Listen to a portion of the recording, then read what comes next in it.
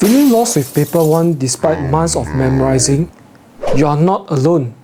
I will show you a smarter way to actually make sense of it.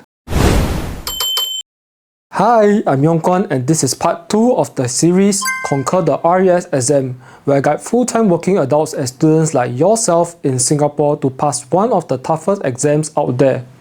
Stick around to the end and I will be sharing access to the actual Notion notes I used to pass paper 1. First, let's clear up a misconception about paper 1. Many think acing paper 1 is just about memorizing everything from the course. Wow, boy sai lah. It's about mastering concepts, not just cramming facts. Most fail because they study the wrong way. The real secret is how you study, not just what.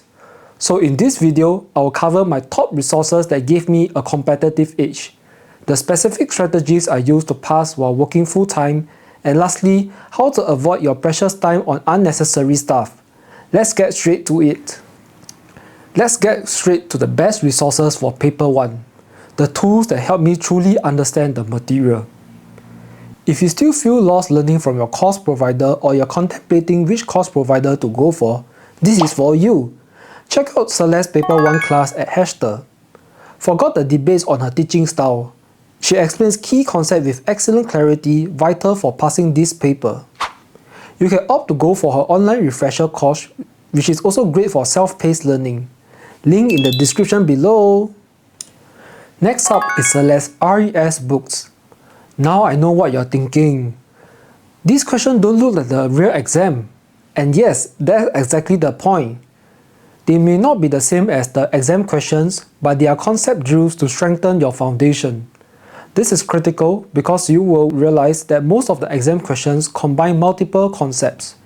This book is the best way to identify and address your weaknesses earlier on. Once you have got the basics down, it's time to simulate the exam. Get Mr. Wallace practice paper to simulate real exam conditions, including the stress and out of syllabus questions. This will help you anticipate the kind of questions you will face. But here is where it gets strategic. Don't just attempt blindly.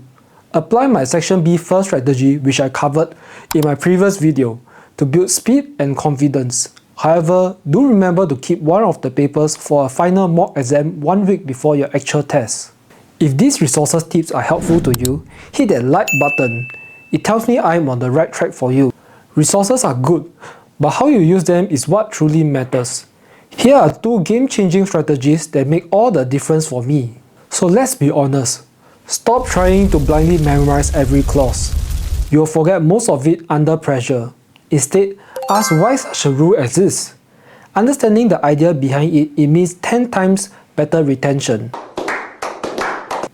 For instance, you find someone else to take over the lead. That's the concept of assignment. Make it a story. Stories stick, dry lists don't.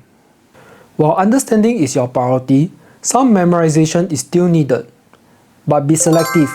Don't try to memorize everything. Focus your energy on high-impact numbers, such as duration, timelines, like a caveat lasting for 5 years or restrictive covenants for 20 years. Use flashcards or voice notes for these specific facts. When understanding isn't enough, this is your backup strategy, not your main study approach. It's about choosing what gives you the best return on your memory effort. You're nearly there. Here are 2 final tools to ensure you stay sharp and confident for exam day. Look out for Thomas from SRI's free full-day revision class, usually held a week before the exam. If you can take leave from work, I highly recommend it. It's a fantastic high-level recap for core topics and key numbers. But remember, this is for polishing what you know, not a primary learning tool. And lastly, don't overlook the official government websites under SLA, URA, HDB, and BCA. They are gold mines for clarifying rules, things like on-block sales, land use controls, or LDAU requirements. These sites help you clarify anything that's outdated or unclear in your course materials. Always verify your notes with the official source. This diligence will pay off. Alright, let's quickly summarize your Smart Paper 1 game plan. Use Celeste class and books for deep understanding and solid foundation. Use Mr. Wallace's paper for strategic exam simulation. Prioritize understanding the concept but selectively memorize key numbers. Thomas' SRI revision class for their final polish. And finally, always cross-check what you learn with official government websites.